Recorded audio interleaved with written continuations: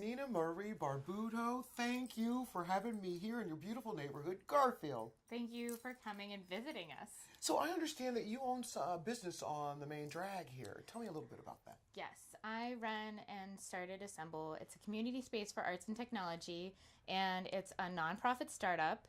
And we do activities for big kids like us. All right. And little people who are under 18 to explore creative processes, learn through experience, and to build confidence through making, while still serving as a platform for other people to come and share their ideas through art, technology, science, and everything else.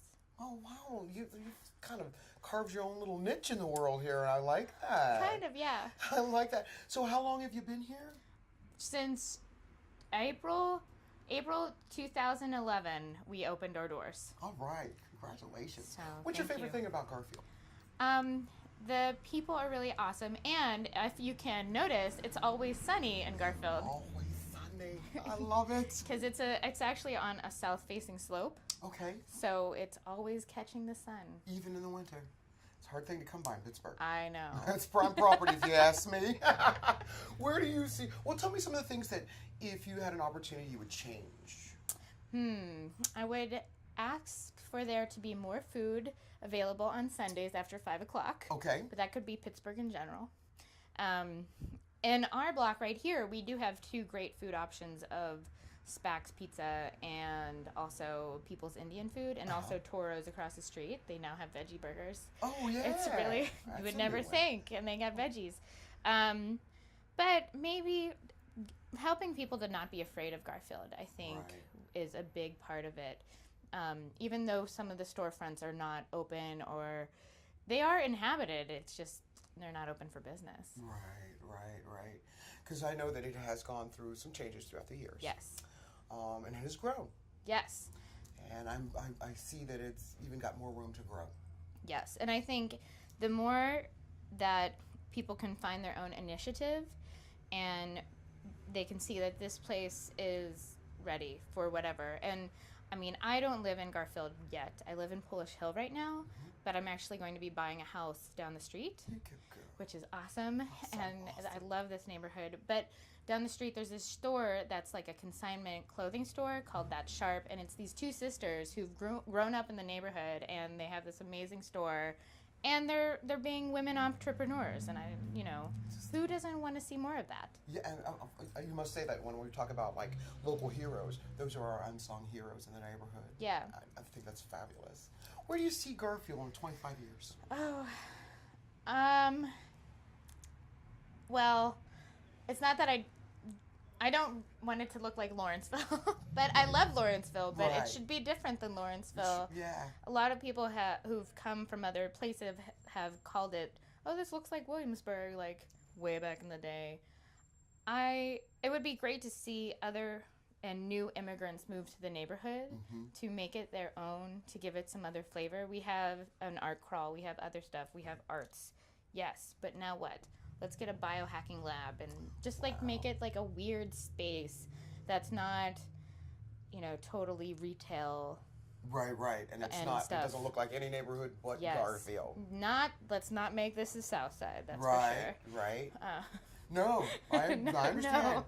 I do. I understand this is unique. Garfield has its own unique flavor, and want to keep that flavor and grow on that flavor. And there's a lot of kids here. And I think, and like I said, we do things for little kids or little people who are under 18. And if we can help those kids who, from 8 to 10 to teen, figure out, oh man, I could make something and then sell it and I don't have to work at KFC. Oh my gosh. What my an life idea. is amazing. Wonderful. And if we can help them to see that they too could be in these spaces and doing whatever they think that the world needs, that would be beautiful. That would be beautiful. If you had a friend that came from out of state and you said, I'm taking them to Garfield and I want to take them to something that's off the beaten path. It's kind of like no one knows about Garfield, but Garfield people. Where would that be?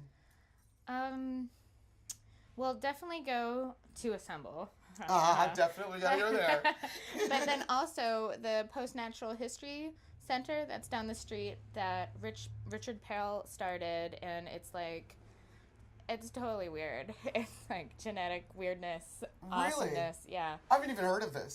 It's great. He took the whole first floor of his building and he turned it into almost a mock museum of genetically altered and things that are no longer natural living things. So like fruit flies, genetically altered, and also pigs and corn, and looking at all this stuff. Wow. I think that's something that's really cool. Unfortunately, there's this other space called the warehouse that will be closing down because it's for sale. It also isn't probably up to health code, but it was this great art space that people did whatever they wanted to. People were painting and amazing stuff happened there. If it was still around, I would You'd like to see definitely something go like there. that come back here too. And a lot of people are talking about opening up speakeasies in this area. People who like going to Salt and other things and like talking about food and, you know, gastronomy, better, like, well, I don't want it to be that expensive, and we could grow everything in our backyard and make it real. So do you have green space here? There are a couple parks. There's actually the Nelson Mandela Peace Park that has a playground on it, and then there's also Kite Hill Park, which it's like it's not totally abandoned, but there's this overgrown basketball court, and recently GCAT, Garfield Community Action Team, have built new seating for it, and kids go up there, and there's awesome stuff. And there's a lot of, behind the facades and the buildings here, there's a lot of houses that are, let's say, missing from the neighborhood, and it's almost like missing teeth. Yeah. There has been some redevelopment and like not so attractive houses built, but there's also those open lots. And there is the Hillcrest Farm, which is on Hillcrest Street, and they've actually been making and selling teas. There's also the Garfield Community Farm and the Gators Gardens. The Gators Gardens. Yes. Garfield Gators. Exactly. Go Garfield Gators. I won't say anything because my neighborhood might get mad, but okay. Okay, if that's the underground thing that you would have somebody come, if if somebody came from out of town, what's the above ground thing that you would like, you know, the touristy thing that you would do in Garfield? Well, I mean, people do come for Unblurred, and that's every first Friday. There's an art walk, which is great, and all the galleries from Most Wanted to Irma Freeman and everything is open, and it's fantastic. Just crawl the neighborhood. I mean, I would also definitely go to the Glass Center. You know, like that's their pretty brand name. They are the Glass Center. You can't just go to anywhere. Go there, not go there. Right, and if on, you're neighborhood, interested in glass, like you would go to the Glass Center. And also, if you can spend the extra money, Salt and Verde are pretty amazing. Pretty amazing. I mean, it's not like I go there every day, but sometimes But every now and then when you need a fancy thing, you can go there and get a fancy cocktail, and it's nice. You know what? I've had a lovely time talking to you, Nina. Thank you so much. Thank you for welcoming us into your neighborhood, And Garfield. please come back. I'm coming to Assembly. I got a 16-year-old. You'll see. Yes. Our teen advisory board meeting is on Monday at 6:30. Okay. Oh, say that, please. Our teen advisory board meeting is on Monday at 6:30, and please come. Let us know in advance of your dietary needs because we're buying dinner for everybody. And our teen advisory board, as you might know, we are not nearly as cool as teens. They're way cooler than us. They're way cooler than we So, are. acknowledging that, we have decided to make a teen advisory board where they come up with the teen programming that happens in Assemble, and we just help them to produce it. Oh, great. So, like, teaching them how to do marketing, what it means to make a flyer and flyer everywhere, and also doing a budget and going after money. We are a 501c3, so we can help them fundraise and also get the word out.